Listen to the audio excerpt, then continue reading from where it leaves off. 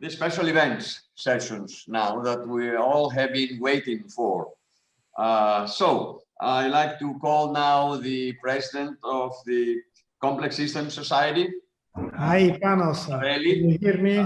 To manage and handle the special events, the awards system. So Guido, please. Okay. It seems that you have to allow me to share the screen. I will in a second. Please. There you go. Okay. And very well. So this is what I wanted to show. I promise I'll be very, very okay. Share. I have to say. I'll be very fast. I know time is running. So can all of you see my slides? This is Complex Systems Society. Yes. I assume so. Okay, great. And well, I'll be very, very fast. I mean, this is the flagship conference of the Complex Systems Society, and it has been a miracle. I mean, every year we have our conference. We wanted to go to Palma this year, but this COVID affected the life of many, and even the society was affected. So as you know, the conference has been postponed, will be in 2 years. So we hope to be 2022 there. I hope that we'll be soon out of this situation. And nevertheless, a group of heroes, I would like to say, manage to bring us together. Why?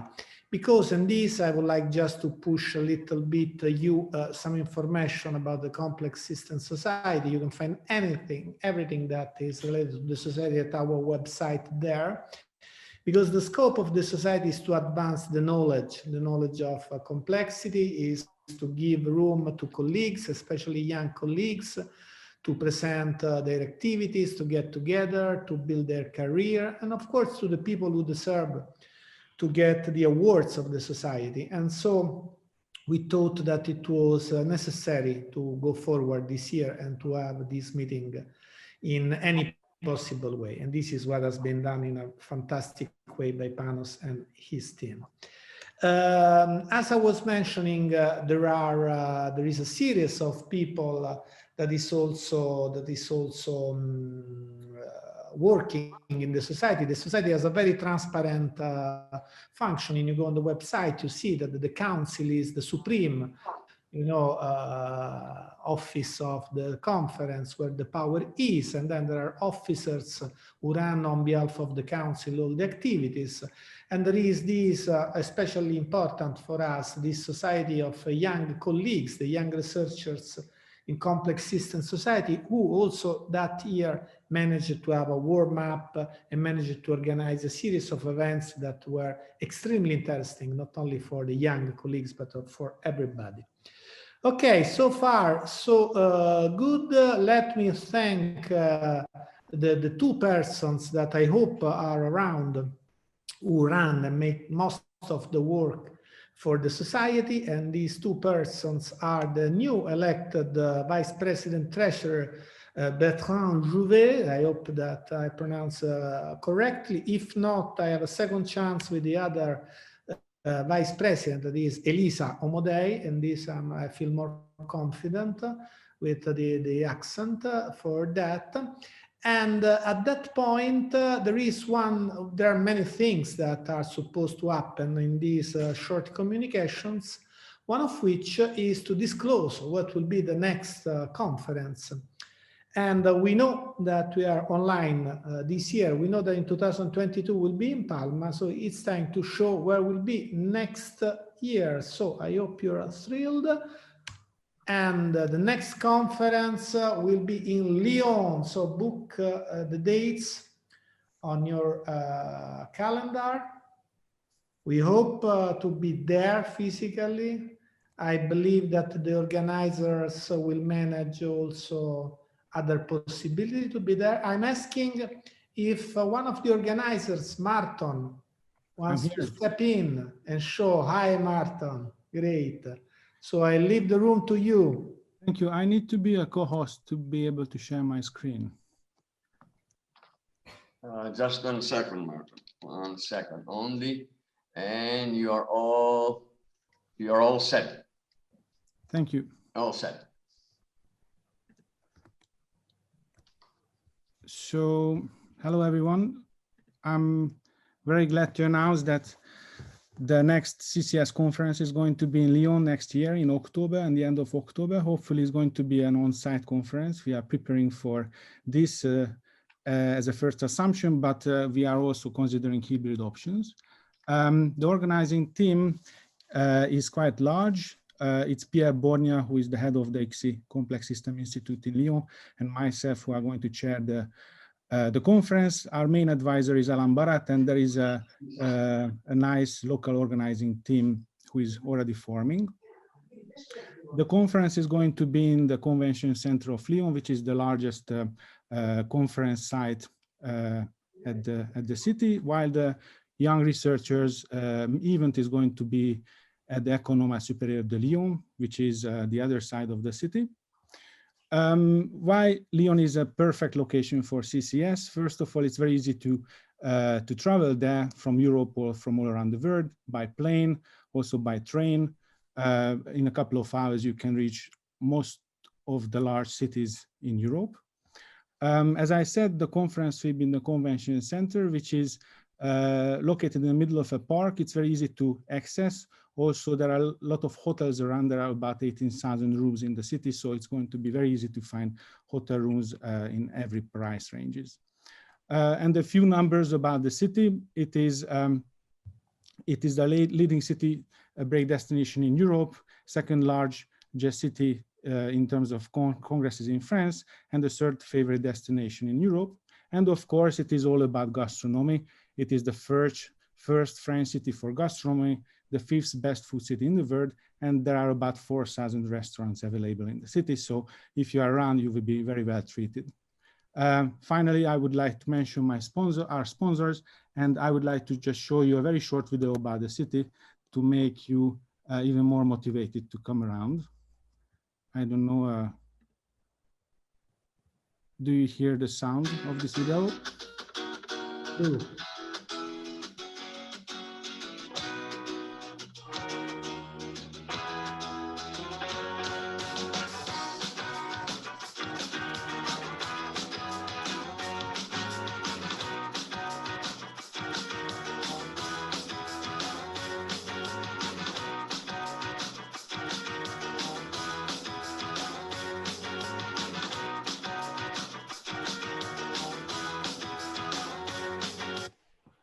So that's it. Everyone is welcome. We hope to see you all in Lyon next year. Thank you very much for your attention. Fantastic. So thank you very much. Thank you, Martin. So it's great that we move forward and we envisage meetings in person and we envisage to meet again. Great, thank you for that. And let me also now go back to where we were before. I hope you can see now. It's time to also disclose what has been the work for the awards. And as usual, you know, the awards of the Complex System Society are for service, people who made an extraordinary, outstanding role in making the life of the society of complexity better for everybody. There is an award, that is a junior award for people just right after their PhD, and there is also a senior award. And if you look at the history of these awards, I mean, this is a parade of stars. And also this year, I have to say, I mean, we're very pleased by the names that have been presented. And I would like to ask if Bertrand is around or just show up. And, yeah, I am here, yeah. Okay, so I will leave the word to Bertrand for the service award of this year. And okay, can I move to disclose, Bertrand? Yeah. I would like you to introduce and the service. Okay. Thank you, Guido. it's a surprise for me. Okay, thank you.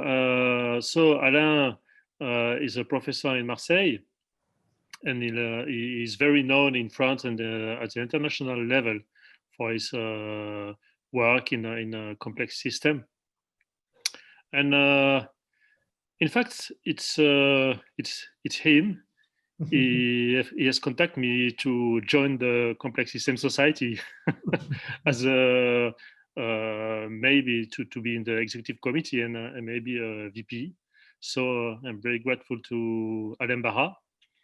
And what I can say else, I think everyone here knows Alain for his. Yeah, very well. I don't know if Alain is also around. I would like to say a few words if he's with us. Yeah, I'm here. So okay, Alain, congratulations for just thank you very support. much. Thank you very much. It's been really a great pleasure and an honor to serve this fantastic community. And I'm not leaving the society, obviously. I'm still in the member of the council, and I will be very happy to continue working for the community as much as I can. Thank you so much for the award. Thank you, Alain. We're looking forward to it. And then Elisa, your turn. Hello, everyone. Hi, thanks, Guido. Okay, so next slide. Okay, and this year, 2020 Junior Scientific Awards go to... Okay, it's my pleasure to announce Roberta Sinatra and Dashun Wong for their pioneer contributions to the science of science and success, which has had an impact in multiple fields, from network science to computational social science and scientometrics. So congratulations both. If you are also in the audience, please, if you would like to share a few words. Yeah, I can do it. Yes. I don't know if it's around. Congratulations. Congratulations, Roberta. Congratulations, Roberta. Thank you. Thank you. This is really a true honor for me to receive this award. And I wouldn't be here without great collaborators, students, mentors, and the list is too long, so I cannot mention all of them, and I want to mention the person that introduced me to complex systems and to research, and that is my PhD advisor, Vito Latoram. So the journey started with him in Catania more than 10 years ago. And I want to say also that I will be very, very honest. It has not been always easy to reach this stage. And I know that it's not going to be always easy. And there have been times when I wanted to give up with research, or I've been let down by people. And so don't want to use a survival bias word here, but what I want to share is the reason why I'm still here. And it's because of the community, because of the collaborators, because of the many friends that I've found in the complex system, society, and community. So if I have to give a suggestion to people, to PhD students, for example, to start this journey, is create a great support network and start from here, because there are wonderful people around. Thank you. Thank you, Roberta. Dashun, are you around? Yeah, I'm here. Hi, everyone. Okay. Early morning. I am obviously deeply honored for this award, especially receiving it alongside my longtime friend and collaborator, Roberta Sinatra. And the only thing I want to mention is it somewhat feels weird to receive it as an individual, as we know science is increasingly a team sport. So this is really a testament to all my collaborators, my team members, students, postdocs, and the work that they put in day and day out. So I'm very, very grateful. Some of them are in the audience and many of them are not, but I'm very grateful for all their work and all these years. Thank you all. Thank you, Dashun. Thank you, Roberta. And now let's move to the Senior Scientific Award.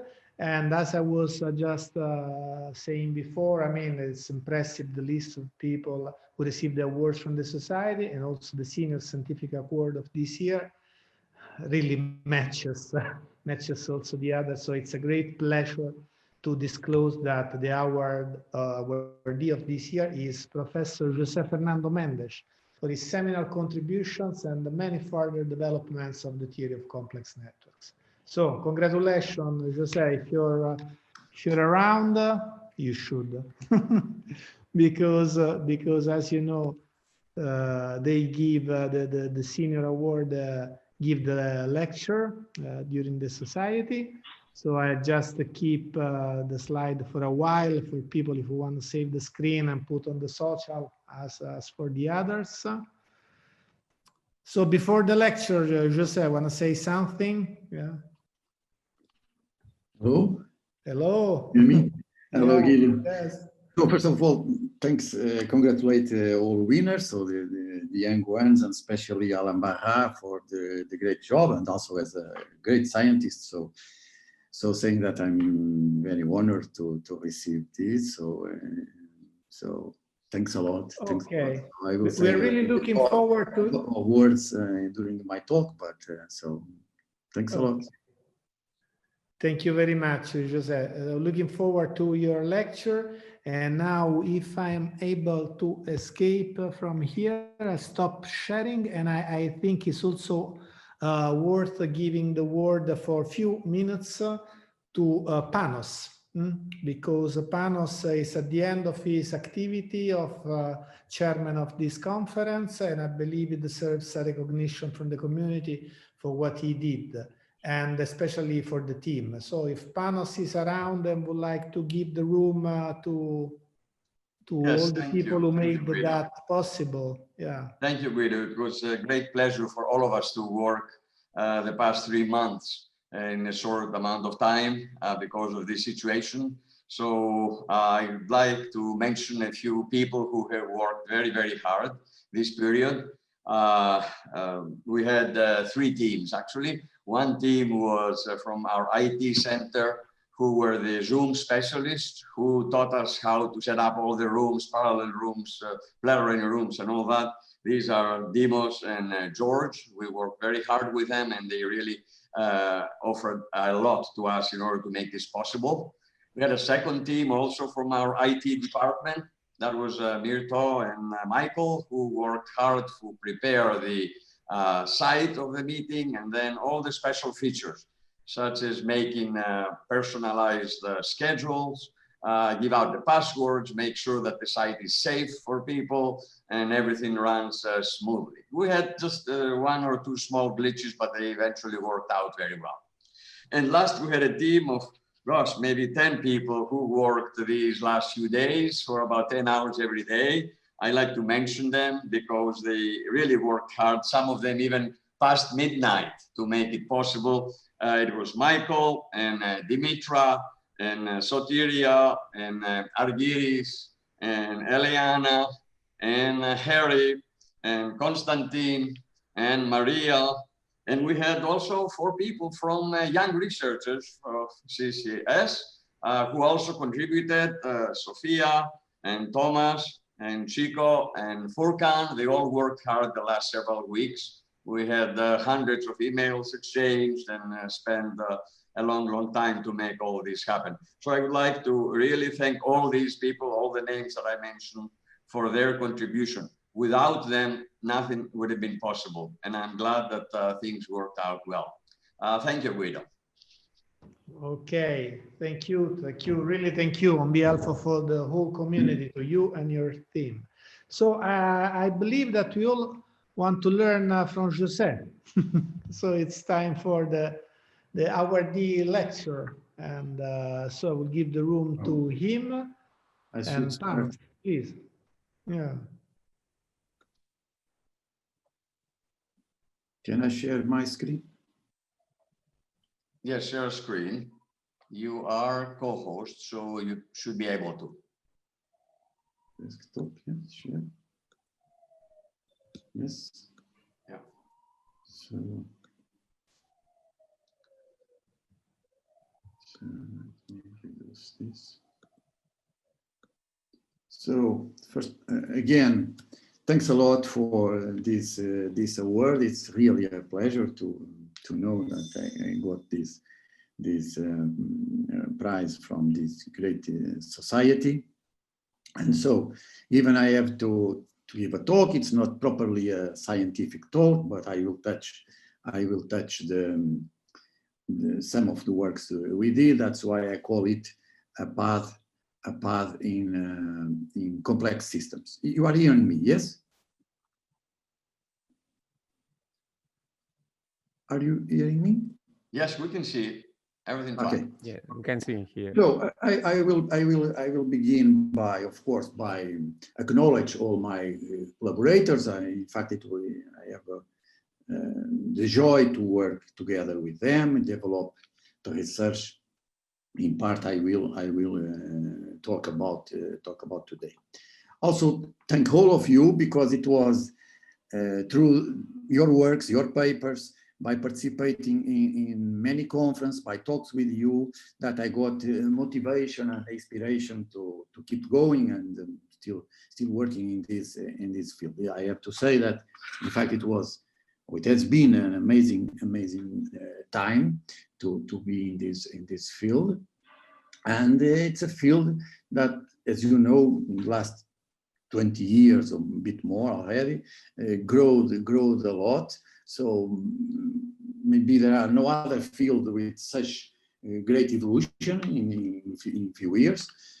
And so I'm very honored to work on this field. About the award, of course, we should not acknowledge prizes, as was usually used to say, but of course I'm very delighted to, as I said already, but especially because I joined my name to the list of many researchers that I very much respect, and this for me is in fact very fortunate.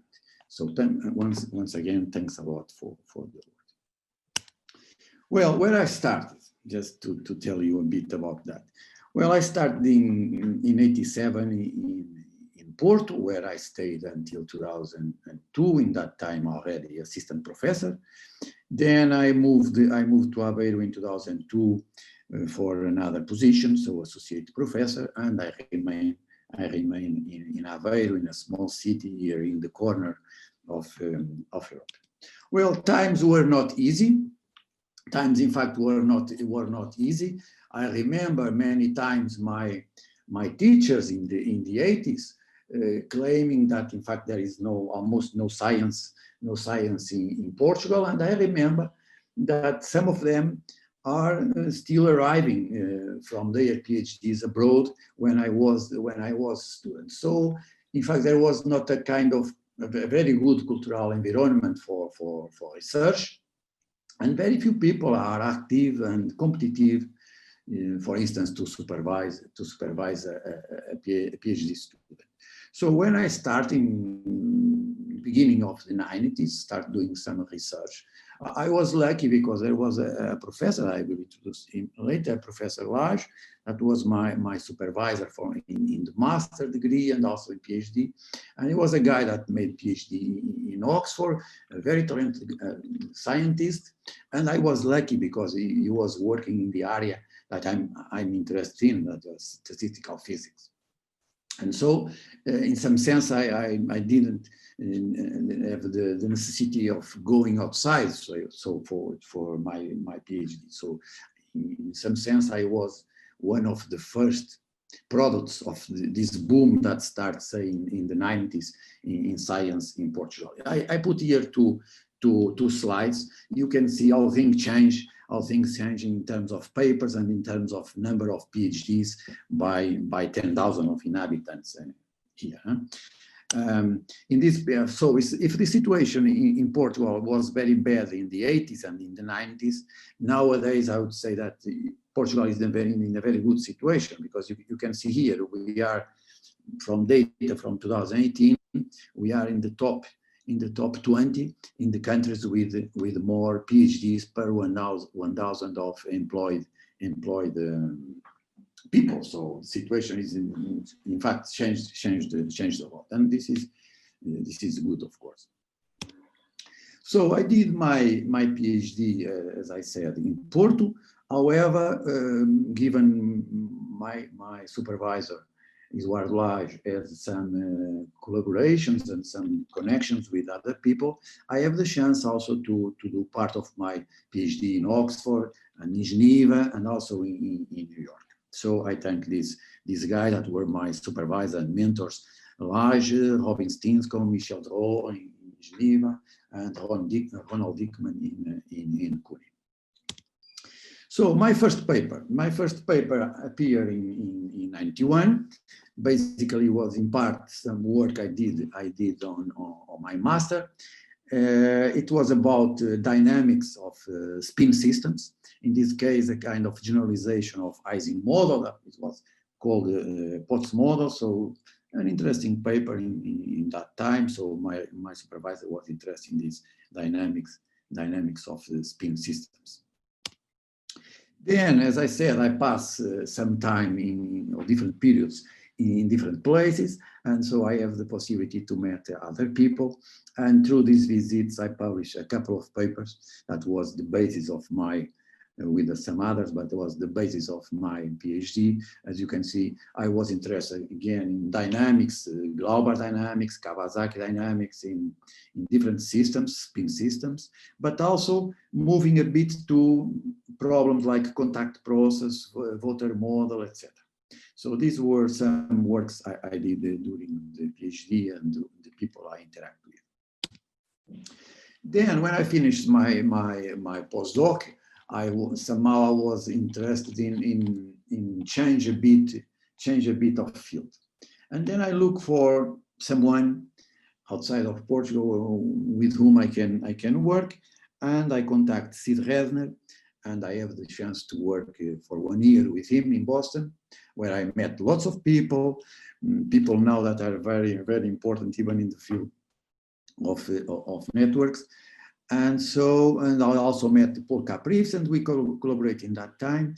So we were more interested in problems like epitaxial growth, things like that, so granular media. And so I spent some time in this field. Then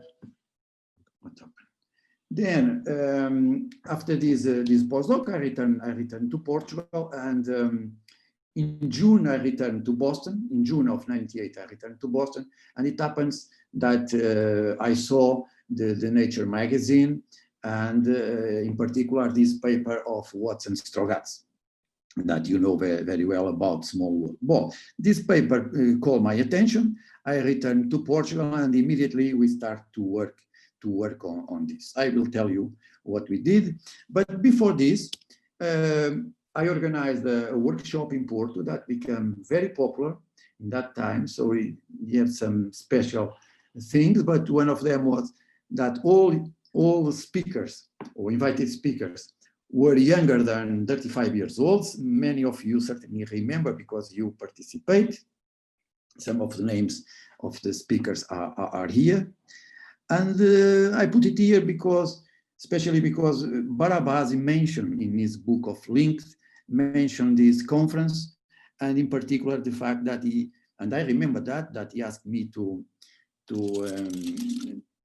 give the possibility to send a fax to Notre Dame for RECA, and later I know from him that in fact this fax was exchanging information about the understanding of some data they are obtaining from the research, but about random versus scale-free network and things like that. So in some sense, this idea of scale-free emerges in this conference in Porto. Well, then as I told you, we prepared a paper about this small world network. So in fact, we changed a bit the network presented in the paper of Watson Strogatz, but we changed in a way that we can treat it analytically, so we solve it exactly. In the beginning, I have to tell you that we submitted to Nature, so we were very enthusiastic about the paper, and we thought that it can be published in Nature, but it was rejected. And then we submit to Europhysics Letters, where it was accepted. So it was, in fact, the first paper in it was published in January 2000, so it was our first paper in this field. So this is a kind of summary of my career, and you can see here the different topics I touch, and I highlighted here some papers or some contributions we gave. So the first paper I already told you about, so it is exact solvable analogy of small world networks. Then we published 2 other papers and a couple of them, but you see here the areas where we play. So after small world, we start to work on scale-free networks, and later, as I will mention, the explosive percolation, also multiplex networks or interdependent networks, another line of research about neural networks, and more recently, we are also interested in deep learning, and we have already 1 or 2 papers on this subject. So this is my second paper about that. So it was basically about a reference network where we included the effect of aging. So basically we use the idea of Barabasi about preferential attachment, but we put this the probability to attach to a old node, not only depending on the degree of this node, but also on the age of this node. That's why we have in this equation the t minus s power alpha. And of course, this alpha can take any value, and depending on the value of alpha, we can have different values of the gamma exponent for the degree distribution, and even a region where we get exponential behavior, no longer scale-free. Then we published a 3rd paper, and this 3rd paper was a kind of reaction to the paper of Barabasi with the BA model.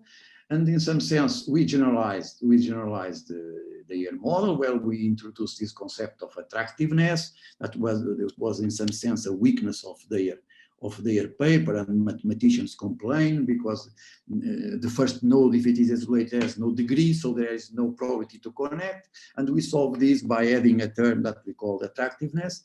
And more than this model, you can get any exponent from 2 to infinity. This work was later generalized, so in fact many mathematicians start to get interested in this topic. Well, they already work on graph theory, but they see here an opportunity to continue, and in fact some papers start to appear with rigorous results in the mathematics field. These are 2 other papers. So why they were interesting? The first one, it's because we, for the first time, we identified that there is a kind of generic scale on these networks. So the highest degree of the net, or what we call the cutoff of the distribution. And it goes like the network size, that is T here, power some exponent. And we establish a relationship between this exponent and the exponent gamma that appears in the degree distribution. In second paper, the interest of second paper was basically because we somehow gave a framework for treating this problem, the kind of mean field theory for tackling these problems of networks. Another interesting paper was about accelerating growth. So here what we did was basically motivated by the data of the internet and World Wide Web. So what we realized that it can happen that however the network is growing, the number of links can grow faster than the number of nodes. And if it happens, then we can have a rich behavior, and this paper is about that. So as you can see, you have here 2 regimes. One regime where the gamma exponent is between 3 halves and 2, and the degree distribution, you should say that if you see its formula here, is stationary. But there are other regimes with gamma bigger than 2, where time still appears with some exponent, and the degree distribution is non-stationary. So, okay, when we measure the data for instance, for the internet, we take a picture in that time, and we can analyze it, but we don't see the evolution in time. But so we somehow this paper tells us that eventually, if we measure in different years the exponent for its internet or the web, it may happen that this exponent changing with time. This at least is the prediction of this paper. Another interesting paper was about the anomalous properties of growing networks.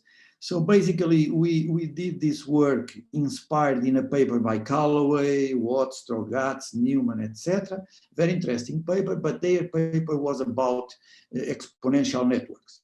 And we generalized this paper for scale-free networks. And I took this is a kind of print screens from the book of Ric Doré. And you see, this formula here, 7.1.1, is our result. For us is, let's say, an exact result. But however, as you can see, they call it semi-rigorous proof. And even he complained in the book that why we discard this term in the differential equation, and why even discarding this term, the result is the proper one, as for instance Riordan showed in 2004 exactly the same result, minus pi divided by square root of 8 delta minus 1. So in fact there was no, when we are playing with equations, differential equations or whatever, we should know what we are doing, and we should know in which situation we are and why we can discard terms, etc., etc. Well, another paper that called much attention in the community was this paper of scale-free web. So it was a kind of regular network where everything grows in the same way. But the interesting thing, it has an exact solution, and we got this exponent that you see here, 1 plus log 3 log 2. But the most interesting thing was that we got, in this case, that the clustering around the node with degree k goes like k power minus beta. And in this particular case, beta is equal to 1. Later, 2 or 3 months later, we published this work. Barabasi appeared with a paper, and collaborators appeared with a paper in Science, where they in fact observed this. So this is a paper from metabolic networks, but as you see here in this picture, the line corresponds to the line of this formula.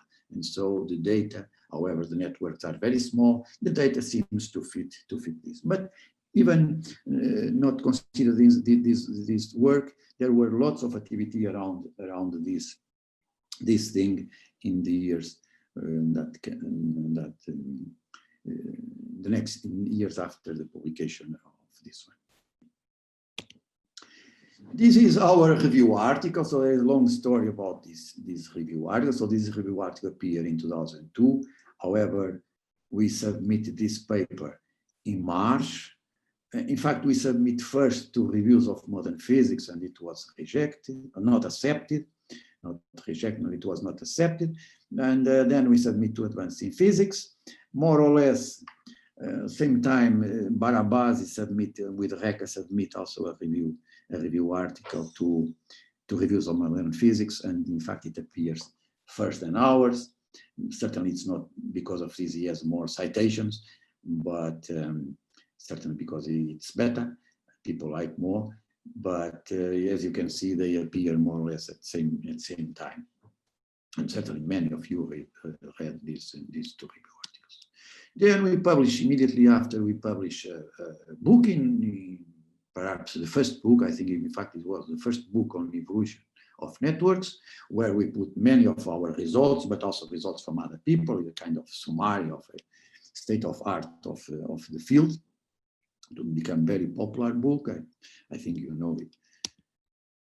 Well, here I put a figure that I took from a book of Barabasi that I like a lot, where he puts the BA model and the other leaves with many other results that emerge from this model. And I'm happy because many of these leaves are results OR models, or variants of the BA model introduced by us. But I would like to use this slide to express somehow publicly the immense loss that we felt when we lost our colleague, so Sasha Samukin, that collaborated with us in one of the most important papers we have.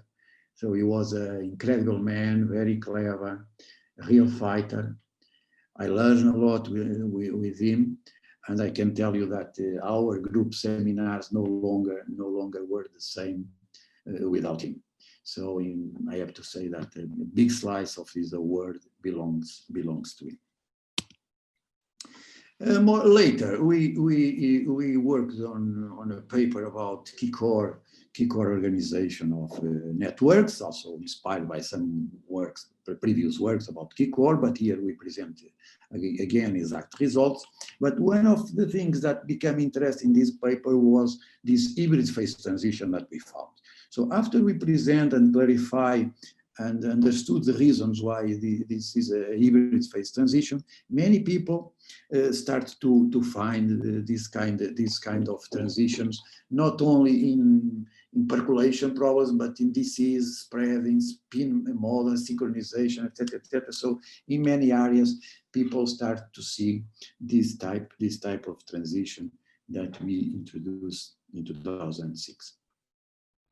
Then we published another review article, this time in Review of Modern Physics. So it was more about criticality. So we also saw things on top of networks, Ising spins or pot spins or synchronization or whatever. So this review article was more devoted to this.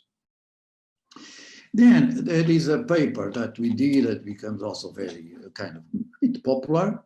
So how I came to this paper. So I attended a conference invited by Santo Fortunato in Sicilia, and he told me about this paper of explosive percolation. I have to tell you that immediately when I read the paper, my intuition was that this transition cannot be discontinuous. Somehow, because my knowledge about phase transitions, my experience with the coagulation problems, etc. So I see no reason for a discontinuous phase transition. And I came back to Portugal, and I told immediately the story to my colleagues, and told them that we could attack this problem somehow with a kind of small soft equation.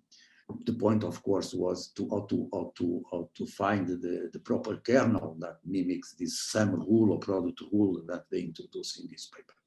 In fact, we succeed and we publish. As you can see, we published this paper, but it was, I have to tell you, perhaps one of the hardest papers we ever done. It took more than 1 year for us to solve this puzzle. Well, because the first paper, the paper of Joel Spencer, and was sent to Science, we decided also to send the paper to Science to say that the paper was, however interesting, was wrong, and the paper was rejected. I think they sent also to the authors of the original paper, and the paper was rejected, and we submit to PRL, and it was published in PRL. The interesting thing is later, Riordan and Wang proved in a different way, with a different technique. They proved that in fact the transition is also continuous, and they published and they succeed to publish in Science, where we tried and we failed. And later, the Riordan and the collaborator, they present another paper because they continue to work on this field. And I extract this from their paper, and they say, recently in a paper in the physics literature by Da Costa, Rogotsev, and Mendes, more importantly, even the analytic part of it is heuristic and of a type that seems to us very hard, if at all possible, to make precise. The argument, which is considerably more involved than the simple proof presented here about their paper, is certainly very interesting, and the conclusion is, as we now know, correct, but it seems to be very far from a mathematical proof. So I mean, this is all the time the deal with between mathematicians and physicists. We can make things rigorous, but not from the point of view of mathematicians. So later I'm already in 2012, so start to appear some activity on generalization of the simplex network. So people pass to multiple layers.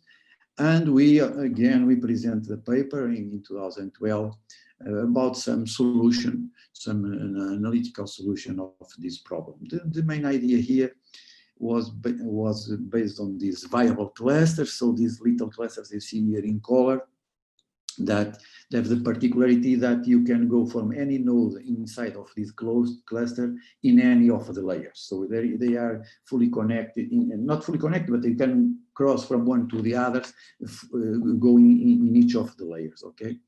And we also understood the mechanism, why there is these avalanches and why there is this hybrid phase transition also in this problem. In that sense, it was an interesting paper.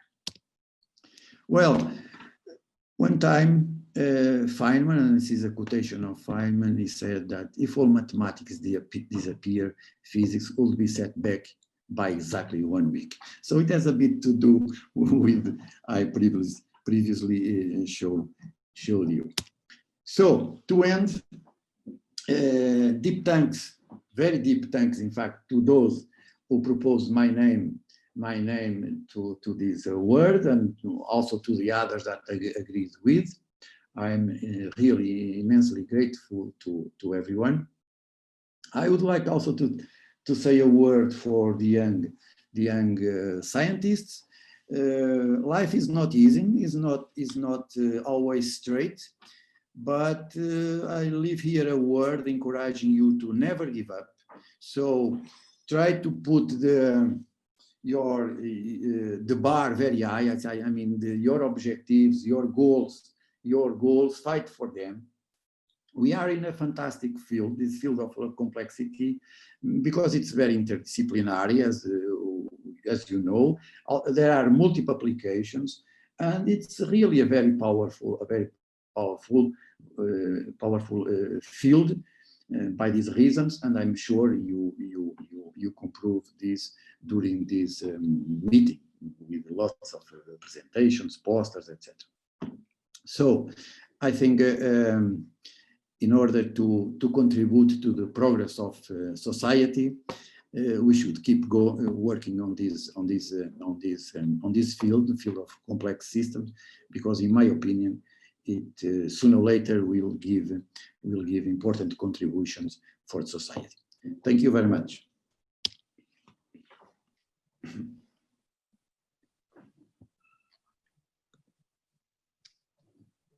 I don't. Panos? Yes. So Guido. So I don't know if I take all my time or not, but I'm a bit lost with time. So.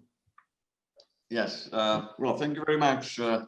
It was very, very interesting. Those of us who know you and have worked together with you over the years have really appreciated the contributions that you have given and your group, both in Porto and then in Aveiro. And we're very, very grateful for all these nice years and the collaboration we have all had in many different aspects, in conferences and in funded projects, in many, many different aspects of scientific life. This is really what our scientific life is really worth it. I'm not sure if, yeah, we could have some comments if people may want to take up the microphone and have any comment in this, even though probably it's not scientific questions and now can be asked, is not the right time. But we have a few minutes before we move to the roundtable discussion. So Guido, why don't you say what you think? Yeah. Well, no, I mean, I have to say I felt younger looking at all these papers. And you know, when you know one guy and you spend the time with him, you tend to forget about all the papers, all the contribution he did, and how fundamental they were. So I mean, probably is too shy. Joseph has been quite impressive. Yeah, and yeah, I mean, can't add anything more to this fantastic path that Jose has done. But maybe moving from what has been done that, as I said, stands forever in the job, in the work done by Jose and collaborators, I would like to ask, to be provocative, and ask him, how do you see the future? Which are the topics and the things that you believe, especially for the young colleagues, are worth pursuing, are worth to be considered, to spend time to be studied? If you want to give a suggestion to to the young colleagues, what would you say? You see that I put here even one in my figures. I put in, here I put an exclamation mark, because I mean, predicting the future is not always easy. And in fact, as I showed during my talk, many of our contributions basically follow the contribution of others. And so in some sense, some people sometimes do research on some data, and we see a possibility to generalize it in some sense. Well, but this is not properly the question. So the question is about the future. So I still think that there are lots of opportunities. There are lots of data. So we are living in an era of where data is everywhere. So this data needs analysis. So people from computer science and even people from statistical physics have a great opportunity to do weird things. Still also room for, there's still lots of problems that need more deep understanding, I mean, in analytical terms. Things are becoming harder and harder, so it means that you need to have a good background in mathematics and these techniques, but it's still possible. I mean, still possible. And for instance, I told you, now we are working on for instance, on deep learning, because I mean, there is a big, huge open problem there. That is this is a black box. Nobody understands this black box. So people know that they put in one side input something, and they know that in the other side there is output, but people don't know how internally this network works.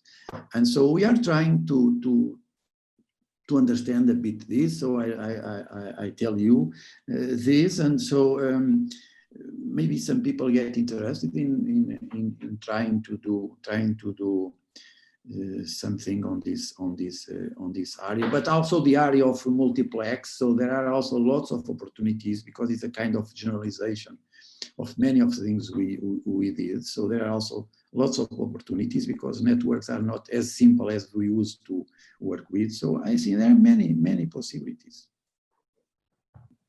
Okay, thank you. So, Panos, do you have any other questions that you collected? Or maybe we can stop preparing the round table for the next event. Okay.